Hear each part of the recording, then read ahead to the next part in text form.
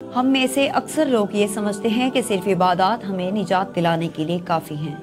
نماز، روزہ، حج اور دیگر عبادات کو دین کی تکمیل سمجھ لیا جاتا ہے، لیکن کیا واقعہ ہی ایسا ہے؟ دین کا ایک بڑا حصہ ہمارے رویے، اخلاق اور دوسروں کے ساتھ سلوک سے جڑا ہوا ہے۔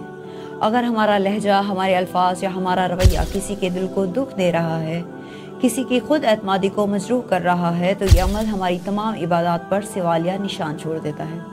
ماتھے پر لاکھ سجدوں کے نشان ہوں، مگر اگر دل دوسروں کے لیے نفرت اور غرور سے بھرا ہوا ہے تو یہ کالے دل کا سیاہ داغ ہی رہے گا۔